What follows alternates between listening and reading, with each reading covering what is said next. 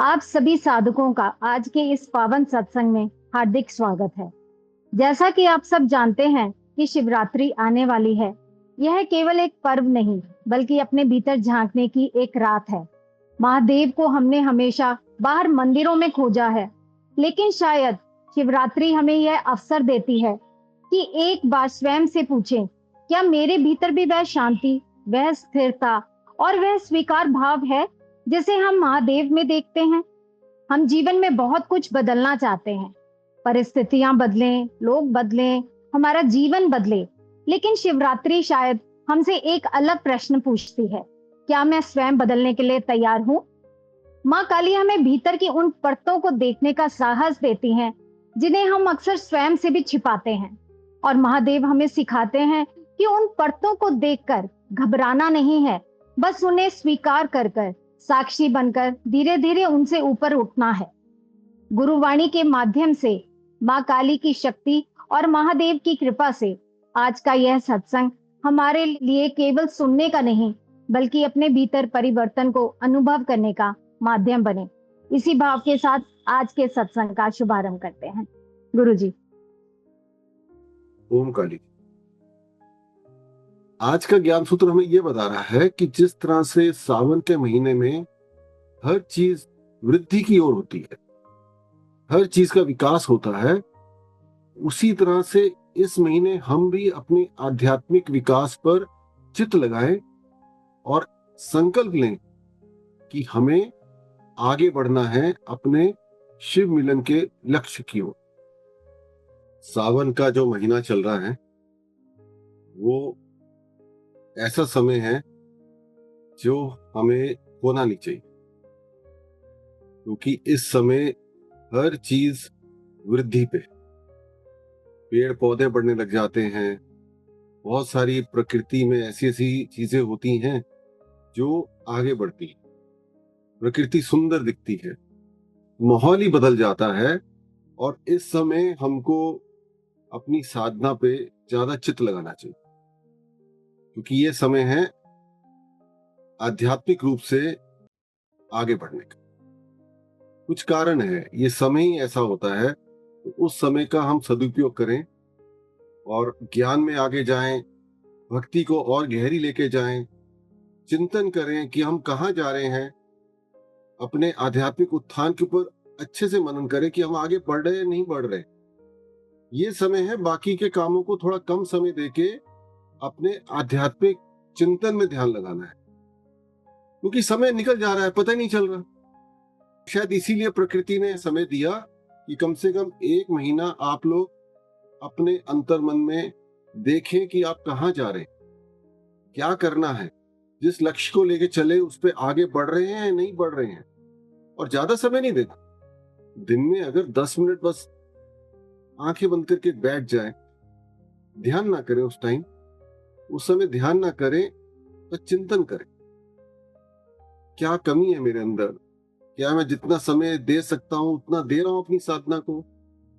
जो मुझे निष्काम कर्म की ओर जाना है, उस निष्काम कर्म के लिए मैं कुछ कार्य कर रहा हूं नहीं कर रहा हूं।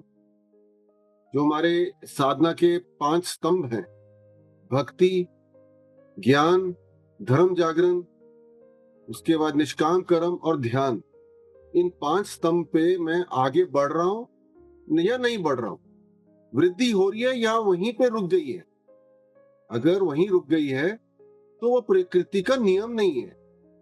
प्रकृति आगे बढ़ती है, जब पौधा लगता है तो वो पेड़ बनता है, फिर फल देता है, फिर छाया देता है, फिर उसके बाद उसका समय काल जब पूरा होता है उसका भी अंत आ जाता है। अंत तो हमारा भी आना है, हमारा शरीर बढ़ रहा है, हमारा परिवार बढ़ रहा है, हमारा ऑफिस में ओहदा बढ़ रहा है, हमारा बिजनेस बढ़ रहा है। हर चीज की बढ़ोतरी के ऊपर हम पूरी तरह से चित्त लगा के कार्य कर रहे हैं, तो अपनी साधना को बढ़ाने के लिए क्यों नहीं चित्त लगा रहे? अगर लगा रहे हैं तो अच्छी बात है, नहीं लगा रहे हैं तो इस सावन के महीने हम इस चीज पे अच्छी तरह से चित्त लगाएं कि मुझे आगे बढ़ना है, जिस काम के लिए आया हूं वो करना है। नहीं तो समय इतनी तेजी से चल रहा है कि पता ही नहीं चलता। आज हमें सत्संग करते हुए ही 2 साल होने जा रहे हैं, पता ही नहीं चला, है ना। हमारे जो प्रभु हैं, जो परम पिता हैं, हमारे जो शिव हैं, इतने अच्छे हैं कि उनको समझने का उन्होंने ही हमारे को बहुत सारे साधन दे रखे। जिस तरह से उनको समझना चाहो, जिस तरह से उनके साथ जुड़ना चाहो, जिस तरह से उनको पकड़ना चाहो, आप वो कार्य कर सकते हैं। चाहे आप आकार में जाओ, चाहे निराकार में जाओ, उन्होंने हर तरह के रास्ते आपके लिए खोल रखे, क्योंकि वो हमसे प्यार करते हैं। हमारे लिए सारे रास्ते खोल रखे। अब हमें निर्णय लेना है कि किस रास्ते से हमें उन तक पहुंचना है। लेकिन जो भी रास्ता हम चुने, उसमें हमारी एक शिद्दत होनी चाहिए, एक पैशन होना चाहिए, एक जुनून होना चाहिए कि पहुंचना है। वही करने आए हैं। मैं बार बार कहता हूं ना, यही करने आए हैं। बाकी जो हम कर रहे हैं अपनी जिम्मेदारियों का निर्वाह करने के लिए, वो तो करना ही है। वो तो हमारा मार्ग ही नहीं है शिव काली बोध में कि हमें कुछ छोड़ना है। लेकिन ऑटो करेक्ट करना है कि लक्ष्य क्या है। लक्ष्य लेके चलना है शिव से मिलन। और जो हमारे भौतिक लक्ष्य हैं, मकान बनाना है, परिवार को देखना है, बच्चों की शादी करनी है, जो भी हमारे और लक्ष्य हैं, वो साथ साथ चलते रहेंगे। लेकिन मुख्य लक्ष्य क्या है कि आत्मा का परमात्मा से मिलन होना है। तो मिलन क्या हुआ, ये हमें शिव काली बोध में अच्छे से समझ में आया। मिलन का मतलब ये हो गया कि हम उनके गुणों को अपने भीतर जागृत करें और उनके जैसे बने। जैसे प्रभु हैं वैसे बने। बस अगर हम उनके जैसे बन गए तो उनका जो प्रकाश है हमारे भीतर एक्टिवेट होगा, कार्यान्वित होगा। वो ही शिव है, वो ही शिव मिलन है। अगर प्रकाश ही नहीं उजागर हुआ, फिर कैसे हम कहें कि हमारा मिलन हुआ। क्लियर हुआ ना हमारे को। हमारे जो प्रभु हैं, जो इतने परोपकारी हैं, जो इतने क्षमाशील हैं, जो इतने प्रेममय हैं, जो करुणा से भरे हैं, जो हमारे हित की हमेशा सोचते हैं, उसकी चिंता भी करते हैं। कहने को वो ध्यान की स्थिति में है, लेकिन हमारे बारे में सोचते हैं। उन प्रभु को सर्वप्रथम हम आकार में जाने, शिव भगवान को आकार में जाने। आकार में इतनी सुंदर उनकी हमारे को दर्शन मिलते हैं। वो सत्य है। वो सत्य इस तरह से है कि जब हम लोग भी हवन करते हैं, हमको भी जब शिव के आकार के दर्शन होते हैं, जब अग्नि उनका स्वरूप धारण करके हमें दर्शन देती हैं, वो वही स्वरूप है, वही शिव का स्वरूप है जो हम मूर्ति में देख रहे हैं। तो कहीं ना कहीं संत महात्माओं ने जब इस स्वरूप की रचना करी, तो किसी ना किसी को उस रूप के दर्शन हुए। कोई भी इसमें असत्यता नहीं है, सब सत्य है। इसीलिए जब हम उस स्वरूप के सामने बैठ के पूजा अर्चना ध्यान साधना जो भी करें, तो ये अपने मन में लाएं कि हम शिव के सामने ही पूजा कर रहे हैं, है ना।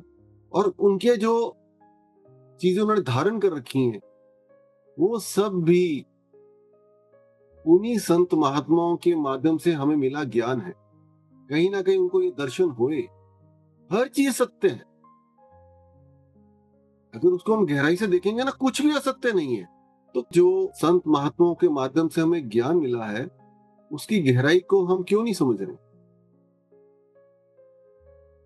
शिव भगवान ध्यान की स्थिति में बैठे, हमें बताया गया वो हर समय ध्यान में रहते, है ना। तो ध्यान का मतलब हो गया कोई विचार ही नहीं है, क्योंकि जो शून्यता की स्थिति में है उसको विचारों का करना क्या है। उन्होंने अपने ही माध्यम से सृष्टि की ऐसी रचना कर दी कि हर चीज अपने आप चल रही, अपने आप घटित हो रही। और वो केवल दर्शा की भावना से उसको देख रहे हैं। वही हमें बनना है। सबसे बड़ा गुण हमारे भीतर यही आना चाहिए कि हमने कौन सी स्थिति लानी है, विटनेस स्टेट, कि जो हो रहा है उसको देखो। हम उसको बदल नहीं सकते, वो ऐसा ही होना है। तो फिर हम कर क्या सकते हैं? हम अपने भौतिक कर्म को करते हुए अपनी साधना को अच्छे से करें, ताकि जो जो चीजें हमारे भीतर नकारात्मक हैं और हमें सोचने के लिए मजबूर कर रही हैं, हमें कर्ता की भावना में लेके आ रही हैं, हमें ये बता रही हैं कि तुम कर रहे हो, उससे हमें मुक्ति मिले। वो सब नकारात्मक है, क्योंकि जो आत्मा है वो ऐसे विचार नहीं लाएगी हमारे अंदर, क्योंकि आत्मा ही शिव का स्वरूप है। शिव अगर ध्यान की स्थिति में है, निर्विचार में है, तो आत्मा भी वो ही है, हम भी वही हैं। केवल समाज ने हमें सिखा दिया कि भाई सोचना पड़ेगा, दिमाग लगाना पड़ेगा, दूसरों की आलोचना करनी होगी, दूसरों के साथ अगर मिलके चलना है तो चालाक बनना पड़ेगा। अरे भोला है वो भोला भंडारी है, कहां चालाकी है उसके अंदर? ऐसी थोड़ी ये सब बातें आ गई, बम बम भोले, उसके नारे हमें मिले। संत महात्मा ने कहीं ना कहीं ये बात की शुरुआत करी, सब सत्य पे करी। भोले हैं वो, वही बनना है हमारे। क्यों चतुर चालाक बन रहे हैं, है ना? गंगा जी को धारण किया उन्होंने। गंगा जी प्रतीक हैं उस ऊर्जा की जो बहुत शक्तिशाली है। उन ऊर्जा को, शक्ति को धारण करने के लिए हमको अपने आप को तैयार करना पड़ेगा, अपने भीतर शून्यता को स्थापित करना होगा। इसीलिए प्रभु ने दर्शाया कि इतनी शक्तिशाली गंगा मैया को उन्होंने अपने जटाओं में धारण करके फिर पृथ्वी पे भेजा। इसी तरह जब हम लोग परम चैतन्य की जो शक्ति है उसको धारण करते हैं, तभी हम लोग कल्याणकारी कार्य कर सकते हैं। गंगा जी कल्याणकारी है ना। गंगा जी जब पृथ्वी पे आई, कितना कल्याण का कार्य किया, आज भी कर रही हैं, आगे भी करती रहेंगी। अगर हमको कल्याणकारी कार्य करना है तो शक्ति को धारण करने की कृपा चाहिए ना हमारे, तो नहीं हो पाएगा। क्योंकि जैसे ही हमारे अंदर शक्ति की शक्ति का जागरण होगा, तो डर है अहंकार के आने का। सबसे बड़ी कठिनाई यही है कि जैसे ही शक्ति की शक्ति का जागरण हुआ हमारे भीतर, तो अहंकार पकड़ जाता है। इसलिए भगवान ने हमें दर्शाया कि शक्ति को धारण करने के बाद भी समाधि में रहना है, शांत रहना है, सहनशील रहना है, ध्यान की स्थिति में रहना है, क्योंकि अपने आप ही कार्य कराएगी शक्ति को जो उसको करने हैं। आपको केवल साधन बनाएगी। तो जब उसने आपको साधन बनाया, आप कुछ कर ही नहीं रहे, आप केवल अपने निष्काम भावना से कर्म कर रहे हो, तो जो उसको कराना है वो करा लेगी, और जो नहीं कराना नहीं कराएगी। तो आपका कोई भी अहंकार का बीच में मैटर ही नहीं रहा। आपने क्या किया, आप क्या करने के लायक हो।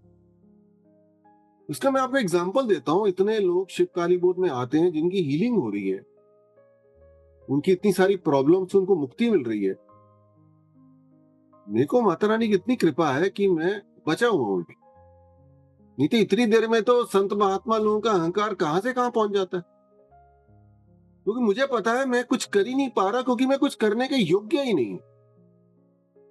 माता रानी ने करना है अपने भक्त को ठीक। माता रानी ने मुझे साधन बना लिया, भक्त को ठीक कर दिया, भक्त साधना के मार्ग पे आगे बढ़ गया। अगर साधना छोड़ दी तो गिर गया। आगे बढ़ा, वो माता रानी की कृपा से नहीं आगे बढ़ा, गिर गया, वो उसकी किस्मत, वो जाने, है ना।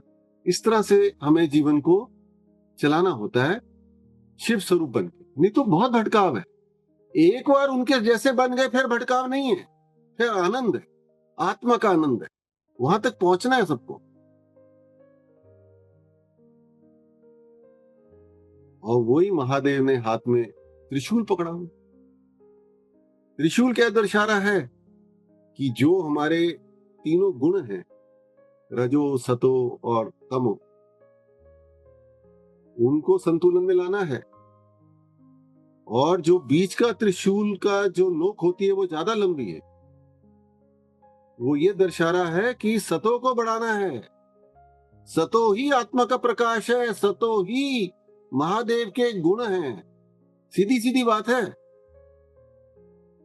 तभी हम शक्ति को धारण कर सकते हैं, क्योंकि त्रिशूल शक्ति का भी प्रतीक है, गंगा भी शक्ति के प्रतीक है, जो वासुकी हैं वो भी शक्ति के प्रतीक हैं। लेकिन शिव कुछ नहीं कर रहे, वो बैठे हैं। कितनी सुंदर हमें दर्शाया जा रहा है, देखिए ना कितना सुंदर है। वो बैठे हैं और जितने भी शक्ति के चिन्ह हैं वो सब उन्होंने धारण कर रखे हैं।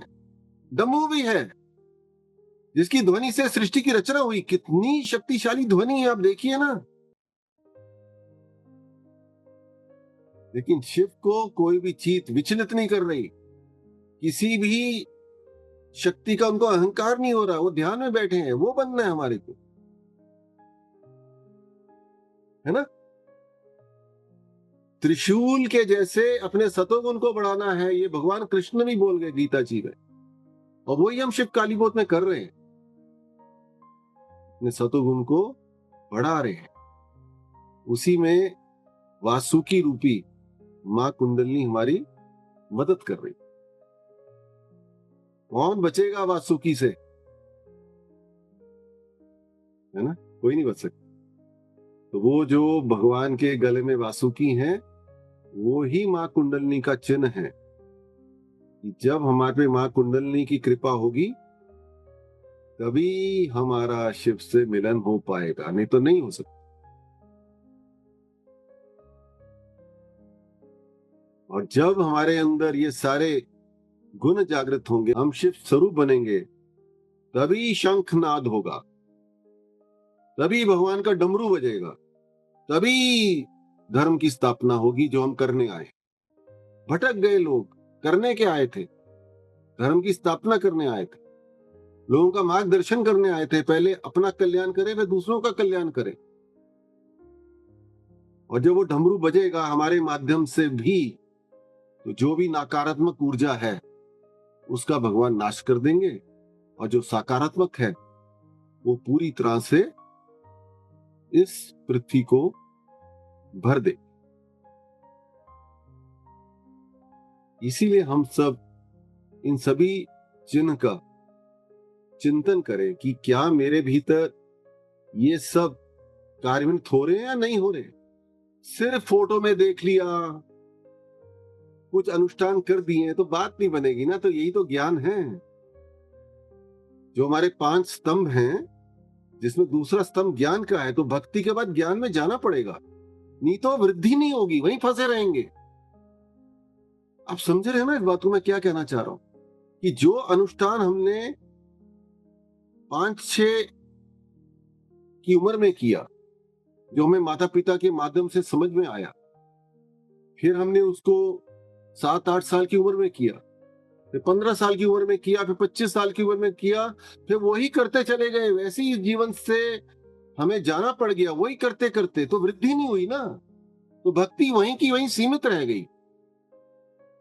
इतने सारे सावन आए, सारे के सारे जो हमें आगे बढ़ा सकते थे, हम आगे ही नहीं बढ़े, क्योंकि मांगा ही नहीं, समझ ही नहीं आया कि आगे बढ़ना है। बस उम्र में बढ़ गए, शरीर आगे बढ़ गया, परिवार के सारे सदस्य की उम्र आगे बढ़ गई, रिटायर होने का समय आ गया, लेकिन आध्यात्मिक रूप से नहीं आगे बढ़े। आध्यात्मिक रूप से आगे नहीं बढ़े, वो समय खो दिया। तो खोना नहीं है। इसीलिए दूसरे स्तंभ को बहुत शक्तिशाली बनाना है। तभी समझ में आएगा रजो क्या है, तमो क्या है, सतो क्या है, कुंडलनी कौन है, गंगा जी की शक्ति क्या है, कैसे धारण करना है, मेरे भीतर क्या कमियां हैं, आत्मा स्वरूप की अवस्था क्या है, शून्यता की अवस्था क्या है, कौन है शिव। उस शिव को आकार से फिर निराकार में जानना है। तभी साधना के मार्ग पे जो चल रहे हैं वृद्धि पाके पूर्णता की ओर जाएंगे। दूसरा स्वरूप जो है शिव भगवान का, वो है शिवलिंग जी का। उनको भी निराकार रूप बोला जाता है। उनको हम आकार में सगुण में देखते हैं, वो उनका निर्गुण रूप है। पूरा ब्रह्मांड उस शिवलिंग जी में समा गया, पूरा का पूरा ब्रह्मांड शिव जी में भी समाया हुआ है। मैं जब पूजा करता हूं ना बैठ के, मैं अपना एक भाव आपको बताता हूं, आप ही उसको अपने भीतर ला सकते हैं। मैं भगवान को देख के, चाहे मां के स्वरूप में देखूं उनको, चाहे मैं शिव के रूप में देखूं, मैं पता है अपने मन में क्या सोचता हूं कि प्रभु, मैं जब आपकी पूजा कर रहा हूं, मैं उस पूरे ब्रह्मांड की पूजा कर रहा हूं। ये पूरा ब्रह्मांड आपके भीतर समाया हुआ है। जब मैं माथा टेकता हूं, मैं सारे यूनिवर्स को माथा टेक रहा हूं, क्योंकि वो आप ही हैं। जब मैं आरती कर रहा हूं, मैं प्रभु आपके ब्रह्मांड रूप की आरती कर रहा हूं। इस तरह जो सोचता हूं, मेरा हृदय तो पिघल जाता है कि मैं कितना किस्मत वाला हूं। ये हमारा हिंदू धर्म कितना अच्छा है कि उस ब्रह्मांड की आराधना करने के लिए, उस ब्रह्मांड की आरती करने के लिए उन्होंने हमें ईश्वर का एक स्वरूप दे दिया, और हम कर पा रहे हैं। ये तो और कोई नहीं कर पा रहा, किसी को पता ही नहीं है करना है।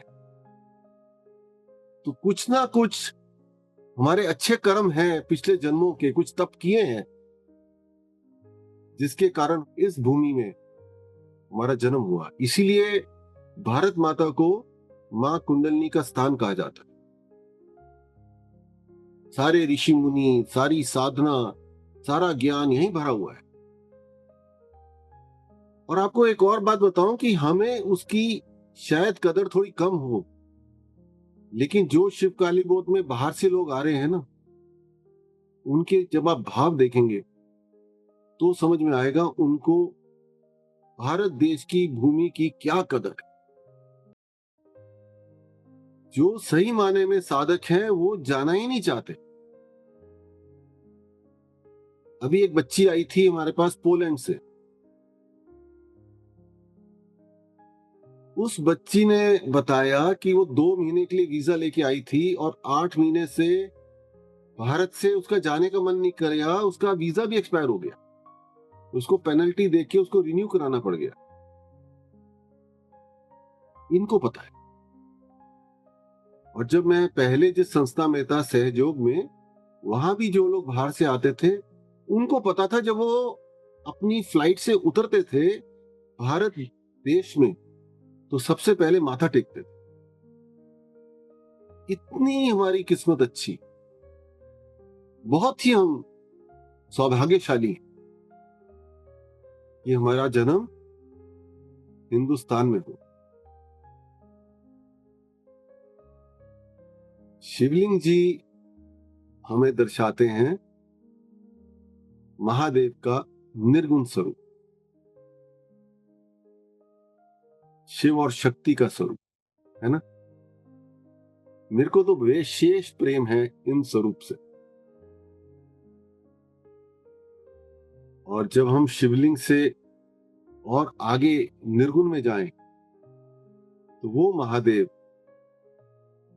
जो ब्रह्मांड है, जो चेतना है, जो चैतन्य है, जो सर्वव्यापी हैं, सर्वशक्तिमान है, सर्वज्ञानी है, वो सभी प्रकृति के रूप में बस रहे।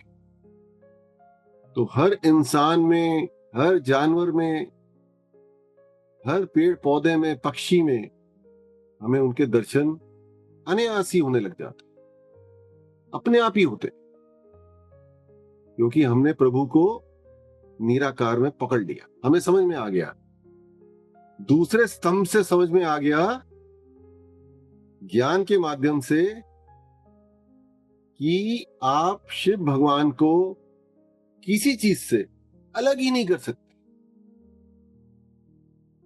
वो ही कारण है इस सृष्टि की रचना का, वो ही कारण है कि ये सृष्टि चल रही है, और वही कारण है कि जब जिसका समय काल पूरा हो जाता है वो उस शरीर को छोड़ के आगे बढ़ जाता है, दोबारा से नए कर्म फल के साथ, नए संकल्प के साथ शिव को पाने के मार्ग पे दोबारा आता है, उसको एक और अवसर दिया जाता है। ये सर्कल चलता है, इस तरह से चलता है। इसीलिए मैं सबको बार बार समझाता हूं कि अगर शिव से मिलना है तो उनके तीनों स्वरूपों से प्रेम करना पड़ेगा। उनका आकार स्वरूप जो हमें मूर्ति में नजर आता है, उनका निर्गुण स्वरूप जो हमें शिवलिंग जी में दिखता है, और उनका परा निर्गुण स्वरूप जो सब जीवित वस्तुओं में, जीवित लोगों में, प्रकृति के जीवित जो भी चीजें उनमें विराजमान। नहीं तो बात नहीं बने। यहां तक कि मेरी बात समझ में आई तो बताए, फिर आगे बढ़ते हैं। कौन बताएंगे? साक्षी आप बोलेंगे यार? जी गुरुजी। गुरुजी ये समझ आया कि सावन तो हम हर साल जानते हैं, पर ये वाले समय को अपनी वृद्धि के लिए, शिव भगवान को जानने के लिए और उनको रूप में जानने के लिए हमने कभी इस तरीके से सोचा नहीं। साधना में आने के बाद जो हम सारा प्रयास कर रहे हैं कि मिलना तो उनसे ही है और उनके गुणों को अपने अंदर अपनाना है, सतोगुण को बनाना है, ये साधना के मार्ग से हम पहुंच सकते हैं। एंड जो आपने बोला कि 3 रूप हैं उनके, पहला स्वरूप जो हम सब जानते हैं मूर्ति पूजन के रूप में, फिर शिवलिंग के रूप में। आई थिंक ये वाले रूप तो समझ आए हैं थोड़े, क्योंकि ये देखे हैं, आदत हुई है, बट शायद अपना कहूंगी कि पूरा अंदर से उतारना, लाइक शिवलिंग पे पानी चढ़ाना एक आदत सी हो गई है तो वो करते हैं, पर ये समझना कि उनके गुण क्या हैं और किस तरीके से हम उनके गुणों को अपनाएं, अपनी आत्मा जो हमारी शिव स्वरूप है उसके ओरिजिनल रूप में जाएं। आई थिंक ये हमें प्रयास करना है, और माँ कुंडलिनी हमारी मदद करेंगी, पर हमें अपने संकल्प को पक्का करना है। हमें इसको अपने भौतिक कर्म करते हुए, इसको हम लोग जैसे अपने बिजी लाइफ में हो जाते हैं, थोड़ा साइडलाइन कर देते हैं, ये नहीं करना है। इसको भी आगे चला के चलना है, साथ लेके चलना है। और ये वाला बहुत अच्छा समय है जहाँ पे एनर्जी बहुत पावरफुल है, तो हमें वापस एक तरीके से फिर संकल्प लेना चाहिए कि हम इतने साल हमने निकाल दिए, बट अब हम इस टाइम का अच्छे से प्रयोग करेंगे, शिव भगवान के हर रूप को जानने की कोशिश करेंगे, उनकी तरफ बढ़ने की कोशिश करेंगे और साधना के मार्ग पे पूरी तरीके से फोकस होके चलेंगे। तो ये समझ। बहुत सुंदर। अब हम क्या देख रहे हैं कि लोग कावड़ लेके आ रहे हैं, उसमें भी इतनी आलोचना हो रही है कि लोग एक अच्छा अनुष्ठान कर रहे हैं और उसके कारण हमारे सनातन धर्म के प्रति लोगों की एक जागृति आ रही है, एक जोश आ रहा है, और थोड़े समय के लिए लोगों को थोड़े से ट्रैफिक की प्रॉब्लम की समस्या हो जाती है, उससे विचलित हो जाते हैं। और अगर कुछ लोग जाके वहां दुष्कर्म कर रहे हैं, जो कावड़ लेने जा रहे हैं कुछ दुष्कर्म करने वाले भी हैं, उसको ही लेके बैठ गए हैं कि लोग कितनी गलत काम हो रहा है। वो चीज तो खत्म नहीं होगी समाज से कि देवता और असुर तो साथ साथ चलेंगे। अब हमें देखना है कि हम देवता को देखें या असुर को देखें। हमारे भीतर की जो नकारात्मक ऊर्जा है वो हमारे को अगर असुर को देखने के लिए मजबूर कर रही है, तो फिर हम उस नकारात्मक ऊर्जा को हटाएं ना। क्योंकि अगर सकारात्मक ऊर्जा होगी तो हमारा चित्त उस असुर को देखेगा ही नहीं, देखेगा और छोड़ देगा कि अरे भाई क्या करें। अगर खाएंगे तो शरीर से मल तो निकलेगा ही। अब मल को देखें या जो अच्छा खा रहे हैं उसको देखें, ये हमें सोचना पड़ेगा ना। क्योंकि सृष्टि का नियम है कि जब भी कोई भी प्रकृति का कार्य होता है तो उसके साथ जो वेस्ट है वो जनरेट होता है। It cannot be avoided. गाड़ी चलेगी तो सारा का सारा जो पेट्रोल है वो कन्वर्ट नहीं होगा एनर्जी में, उसके साथ एग्जॉस्ट भी उत्पन्न हो। ये हर प्रकृति के कार्य का नियम होता है। तो इसीलिए जो भी प्रकृति अपने कार्य कर रही है उसके साथ असुर रूपी मल का होना अनिवार्य है। हमको क्या देखना है वो हमारे सतुगुण बताएंगे। अगर सतुगुण हमारे वृद्धि में है, अगर भगवान के त्रिशूल का बीच वाला जो नोक है वो वृद्धि में है, तो हमारे को दूसरों के दुष्कर्म विचलित नहीं करेंगे। उस बारे में हम चिंता जरूर कर सकते हैं कि इनको ठीक करना है, उसको हम समाज में दर्शा भी सकते हैं, लेकिन वो हमारे को विचलित करके धर्म के मार्ग से हटाएं या किसी अच्छे अनुष्ठान के बारे में हम कोई ऐसे मन में भाव लें कि ठीक नहीं है, वो बात तो गलत है ना। उनको देखो ना जो लोग इतनी कठिनाई से कावड़ लेके आ रहे हैं, उनको देखो ना जिनके पैरों में छाले पड़ रहे हैं। और जो डाक कावड़ भी ला रहे हैं उन्होंने उसको एक कंपटीशन भी कर लिया है, तो भी क्या हुआ, एक जोश तो आ रहा है ना समाज में धर्म को लेके। और इतने लोग भंडारा कर रहे हैं, उनको अवसर मिल रहा है लोगों की सेवा करने का। उसको देख के अपने घर के पास के मंदिर में जाके हम भी शिवरात्रि को जल चढ़ा देते हैं। माता रानी से प्रार्थना करें कि माता रानी ये जो दुष्कर्मी है इनका भी या तो मार्गदर्शन कर दे या इनका नाश कर दे, क्योंकि दुष्कर्म तो बहुत दुख देता है ना। तो ये जो हमारी आलोचना करने की जो बुद्धि है ना, वो तभी आ रही है जब हमारे भीतर का शिव तत्व डिस्टर्ब हो रहा है। आत्मा को आलोचना नहीं करनी, आत्मा तो शांत है, आत्मा आनंद में है, आत्मा तो समाधि की स्थिति में है, समझ सकते हो। आत्मा कहां विचलित है? आत्मा को क्या सोचना कौन क्या कर रहा है, वो अपने में पूर्ण है ना। तो पूर्णता क्यों चले ना, शिव तत्व को धारण करें। अब जाके हम लोग पूजा आराधना भी कर रहे हैं, बहुत लोग कर रहे हैं, लेकिन बैठ के आलोचना कर रहे हैं दूसरों की कमियां निकाल रहे हैं, धर्म के अनुष्ठान में कमी निकाल रहे हैं। अगर हम उसको सही कर सकते हैं तो पूरी कोशिश करें सही करने की, नहीं तो अपने आप को विचलित ना करें, अपनी साधना को डिस्टर्ब ना करें और अपने वृद्धि के मार्ग पर आगे बढ़े। इसीलिए वृद्धि में जाने के लिए एक लक्ष्य तो रखना पड़ता है ना, नहीं तो कैसे हम आगे बढ़ेंगे। ऐसा लगेगा जैसा चल रहा है अच्छा चल रहा है, अब ईश्वर ने कृपा कर दी तो परिवार अच्छा हो गया, पैसा की दिक्कत खत्म हो गई, स्वास्थ्य अच्छा हो रहा है, अब ठीक ही तो चल रहा है, अब आगे बढ़ के क्या करना। तो फिर प्रकृति के नियम का उल्लंघन कर दिया। शरीर तो वृद्धि में चलेगा ना, हर चीज वृद्धि में चलेगी, तो आध्यात्मिक उत्थान की भी वृद्धि पे चलना पड़ेगा। ये नियम है प्रकृति का। थोड़ा सा मिलके संतुष्टि में नहीं रहना पड़ेगा, नहीं तो क्या होगा, फंस जाएंगे। इसीलिए भगवान ने इतनी सुंदर रचना करी है सृष्टि की कि सकारात्मक ऊर्जा और नकारात्मक ऊर्जा हमारे साथ साथ चलती है। ये अब हमें निर्णय लेना है कि सकारात्मक को पूरी तरह अपना के रखना है या अपनी साधना को कमजोर करना है, जिससे नकारात्मक ऊर्जा हमारे भीतर घुस जाए, पता ही नहीं चलेगा, पता ही नहीं चलता है कब हमारे अहंकार में आके तांडव करने लग जाती, पता ही नहीं चलता। हमें आध्यात्मिक अहंकार हो जाता है, पता ही नहीं चलता। तो जो वृद्धि के मार्ग पे बढ़ना था वो या तो रुक जाता है या पीछे चला जाता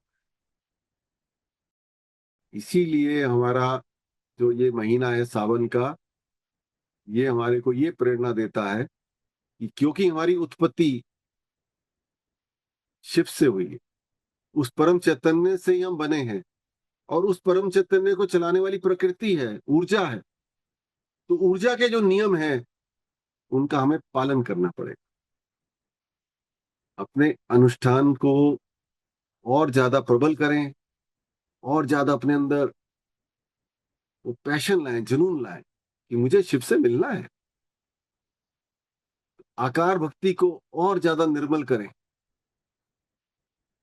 और निराकार को ज्ञान के माध्यम से पकड़ने की कोशिश करें, तो काम हो जाएगा।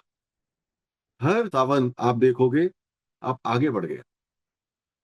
हर सावन के महीने में यही इवेल्युएट करो कि पिछले एक साल कितनी प्रगति हुई, कितनी नकारात्मक सोच को त्याग दिया। और त्यागना भी नहीं है, अपने आप जाएगी। आप साधना के मार्ग पे आगे चलो, त्यागना फिर अहंकारी शब्द हो जाता है। मैंने त्याग दिया, कुछ नहीं किया, अपने आप हुआ। माँ ने किया।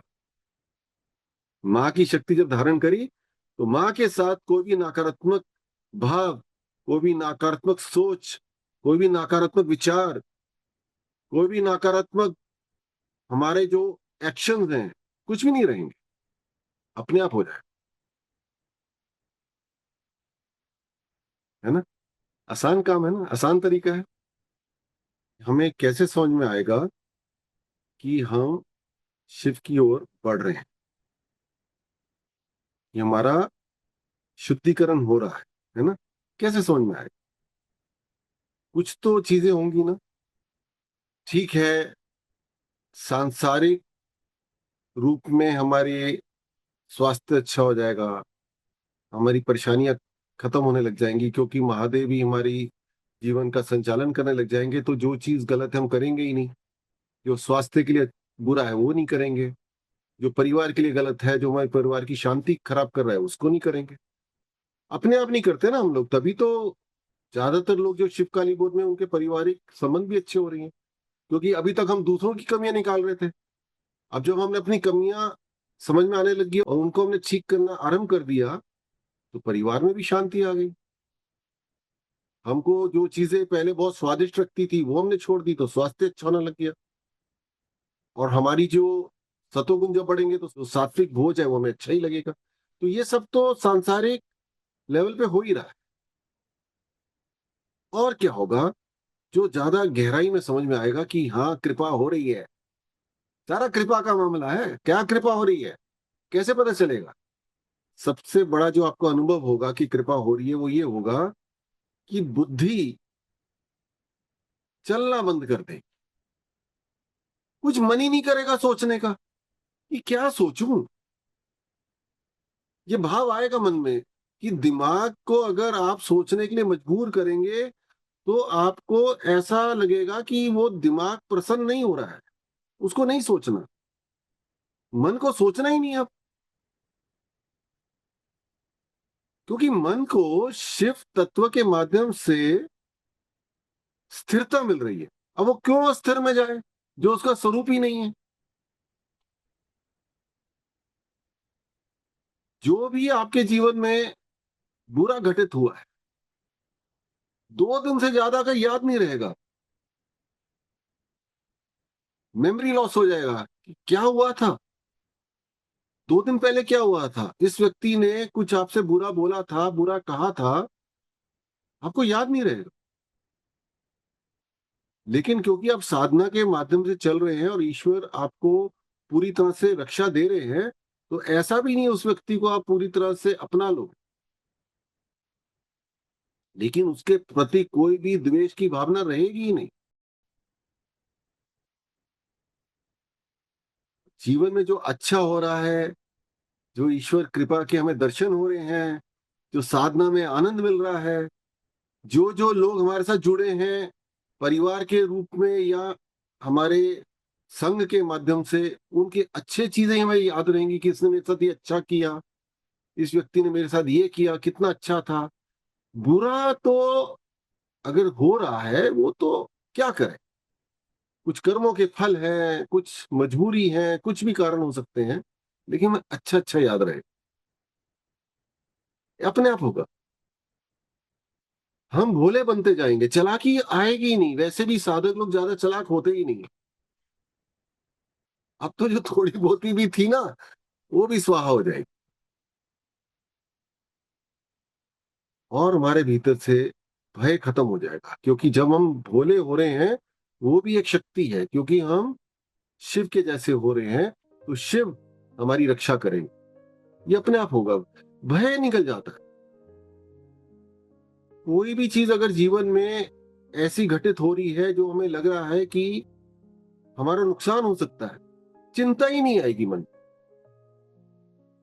ये सब जब आपके अंदर घटित होने लग गया ना, तो समझो कृपा होनी शुरू हो गई।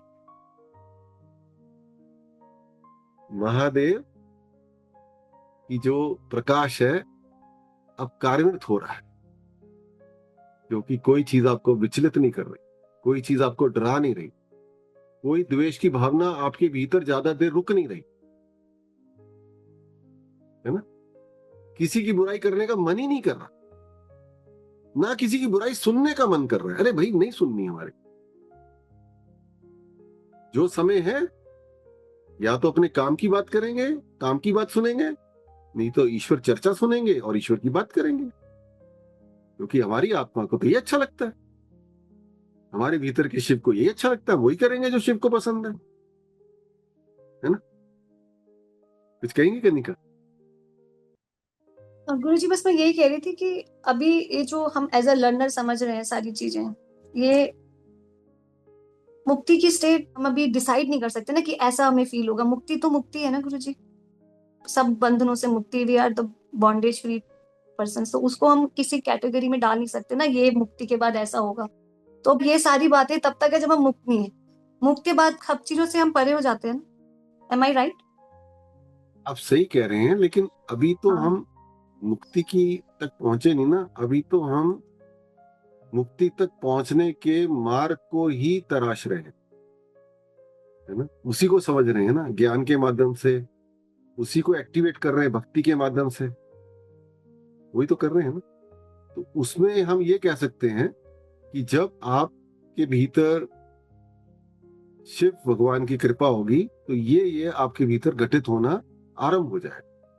मुक्ति तक तो क्या होगा उसके लिए तो इंतजार करते हैं। तो ये हमारा लर्नर प्रोग्राम कि हमें ऐसे चलना है मुक्ति तक, उसके लेकिन मुक्ति के बाद हमारी क्या एक्सपीरियंसेस होंगे वो हम अभी से नहीं सोच सकते ना गुरुजी, राइट। बट इतना पता है कि हमें सत्य पूरी तरह एस्टैब्लिश हमारे अंदर हो जाएगा और will be a free person, right Guruji? यही है मुक्ति ना। के बाद तो आप समझो आप पूरी तरह से भगवान के कुत्ते बन गए। अब उनको जैसे आपको चलाना है चलाएंगे, आपको बोलेंगे चुपचाप बैठ जाओ, आप बैठ जाइएगा, आपको बोलेंगे जाके वो काम करो, आप वो काम कर लीजिएगा। तब तो आपका स्वरूप ही बदल जाएगा, है ना। वो सबसे बड़ा आनंद होता है, क्योंकि कुत्ते का ध्यान उसका मालिक पूरा रखता है, उसको कोई चिंता नहीं होती, उसको अपनी वफादारी से मतलब होता है बस, कि मेरी वफादारी मेरे मालिक के प्रति, बस उतने में काम हो जाएगा ना, और क्या चाहिए। मेरा आज का सत्संग यहीं पूर्ण होता है। मीना जी, आप अपनी बात रखिए।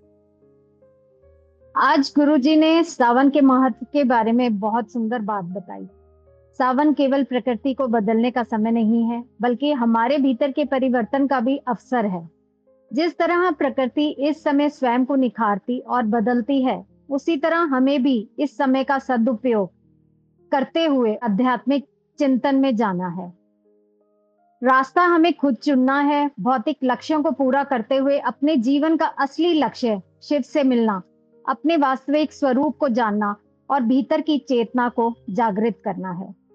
अगर हम महादेव जी के आकार रूप के स्वरूप को ध्यान से देखें तो पाएंगे कि उनमें हमें अपने आध्यात्मिक जीवन के कई संकेत दिखाई देते हैं। महादेव ध्यान में बैठे हैं, निर्विचार साक्षी भाव में। यानी जीवन में सब कुछ अपने आप घट रहा है, जिससे हमें दृष्टा भाव से देखने की कला सीखनी है। महादेव जी का गंगा जी को धारण करना उस दिव्य ऊर्जा और शक्ति का प्रतीक है, जिसे धारण करने के लिए हमें पहले स्वयं को तैयार करना होगा। उस शक्ति को संभालने की पात्रता और उसका कल्याणकारी उपयोग करने की चेतना के लिए साधना आवश्यक है। महादेव जी के हाथ का त्रिशूल हमें तीनों गुणों रजो, तमो और सतो की याद दिलाता है, जहां हमें सतो गुण को बढ़ाना है, और वासुकी तथा कुंडलिनी शक्ति का प्रतीकात्मक स्वरूप हमें यह स्मरण कराता है कि हमारे भीतर भी एक शक्ति विद्यमान है। साधना शुद्धिकरण के माध्यम से हम उस शक्ति को धारण करने योग्य बनते हैं। इसी तरह महादेव का स्वरूप हमारे लिए एक पूरा आध्यात्मिक संदेश है। निर्विचार बनो, साक्षी बनो, शक्ति को धारण करने योग्य बनो, शक्ति का उपयोग कल्याण के लिए करो और अपने भीतर सत्व को बढ़ाते हुए शिवत्व की ओर बढ़े। शायद यही शिवरात्रि का सबसे सुंदर अर्थ है, बाहर की पूजा से भीतर की यात्रा तक पहुंचना। इसी भाव के साथ आज के सत्संग को यहीं विराम देते हैं। अगले सत्संग में फिर मिलेंगे। तब तक के लिए ओम काली जी।